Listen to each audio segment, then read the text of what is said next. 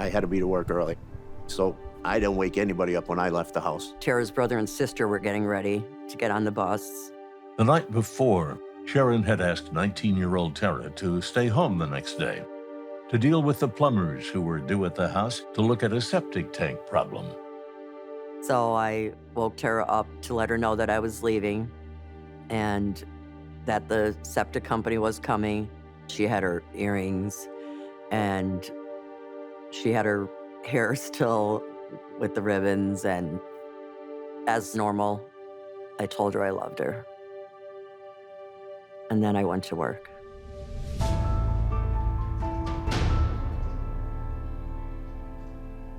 When I left work, I just went directly home, and I pulled up. I seen Tara's car was still in the drive, and Veronica, she said, Tara's not here. I said, where's your sister? She told me she didn't know.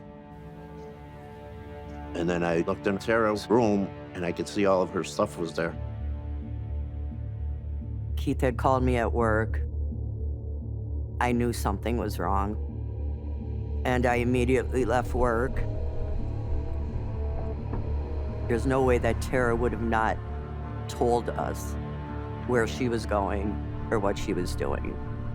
Her purse was there, her car keys were laying out and stuff. I mean, she'd definitely take her purse with her.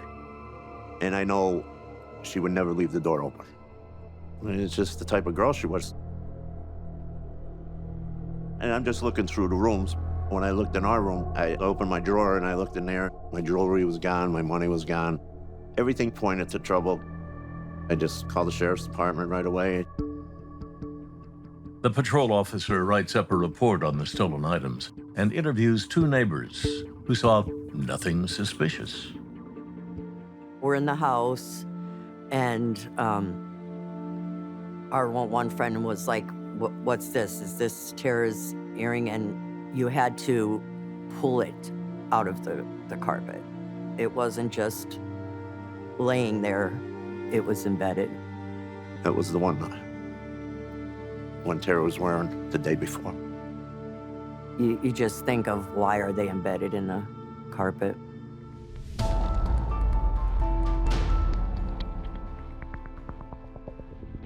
Sergeant Brian Harrison searches the house for any signs of a struggle. I recall walking into the bedroom, and you could observe the mattress and box spring were slightly separated from one another. And we could see some what looked like shoe or scuff marks on a dresser, which indicates to me a potential struggle. At the front of the house, there was a small palm tree near the front door that was pushed over, and on either side of it was tire tracks, indicating to me that somebody had driven a vehicle into the front yard, and it was just within a few feet of the front door. A ribbon was found in the front yard, same type of ribbon that Tara wore in her hair. Next, investigators turn their attention to the septic tank workers who were due at Tara's house that day. When I spoke with Philip Bard and asked him if he was at Tara's residence the day prior doing some septic work, and he said, yes, I was, and in fact, I can show you the paperwork. He stated that his partner, David McManus, had knocked on the front door and had contact with the young lady at the house. Police also talked to Barr's live-in girlfriend, Linda Dilley, to corroborate his account. McManus and Barr say they briefly entered Tara's house to test the toilet. Weeks pass, with no trace of Tara and no new leads. Tara's 20th birthday is fast approaching.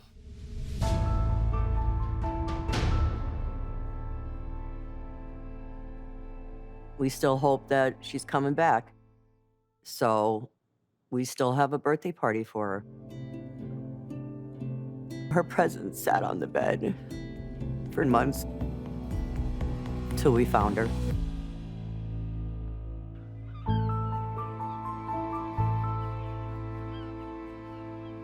After 284 agonizing days and nights, a terrible discovery is made 10 miles from Tara's house. A construction worker had to go to the bathroom, so he decided he would drive down this long dirt trail, and he walks a couple feet, I guess, and notices what he believed was a human skeleton. We bring in an excavation team.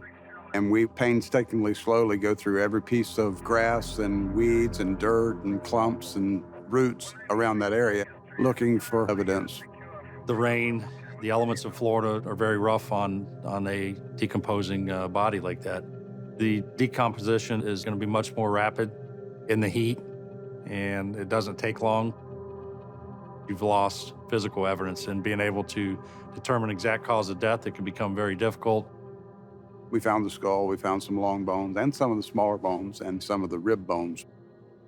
But we only recovered less than half of the true number of bones that are in a person's body. They found a belly button ring. So that's, we knew right then and there. The results of that autopsy indicated to us that she was involved in quite a struggle. We were able to determine through the forensic anthropologist that she did have injuries to her ribs that were consistent with being caused at the time of her death.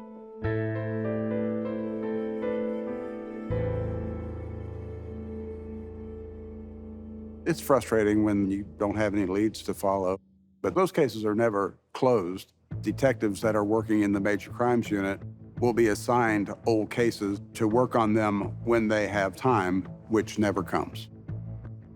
And then in 2009, the sheriff asked me to come in and start a cold case unit and gave me an opportunity to continue the work on Tara's case, to give it a fresh look.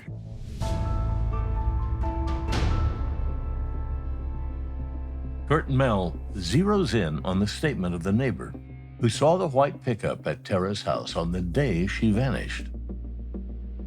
I discovered that in the interview of the next door neighbor, she had told the officer that her sister-in-law was present, but she had not identified her sister-in-law. The investigators tracked down the neighbor's sister-in-law. And she saw a lot more than what the neighbor saw. She witnessed both Philip Barr and David McManus, the septic workers, walk through the front door of Tara's house. The first time, they seemed like they were happy. The second time she saw them, when they backed the truck up, there was an obvious demeanor change. She said that they looked like they were sweaty and looked like they were frantic, in a hurry. Once we interviewed this witness, we were extremely excited. It was a game changer. Prosecutors believe they now have enough evidence to charge the two septic workers who were questioned early on in the investigation. As detectives prepare the case for trial, they stumble across another piece of damning evidence. Back in 2002, Phil Barr was incarcerated in the county jail for unrelated charges to the Tara case. A jail call was then made by Phil Barr to Linda Dilley. Linda was Phil Barr's girlfriend.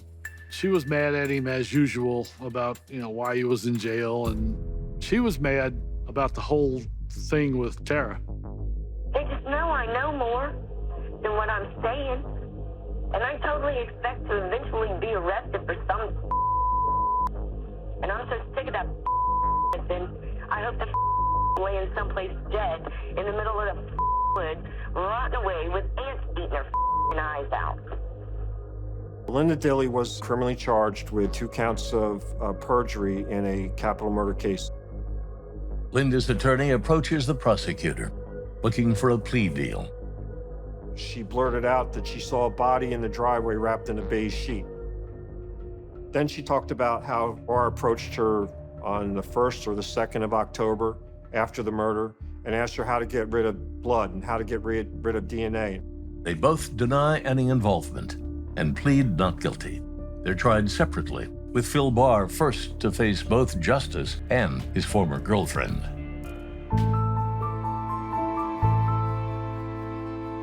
The jury deliberates for just 90 minutes before returning a verdict. When I heard the word guilty, and I just remember hugging my children and, just like, we did it. Dave McManus is tried and convicted 2 years later. Like Barr, He is sentenced to life in prison. It was a nightmare for a very, very long time. If it wasn't for the cold case unit, I don't believe I would have justice.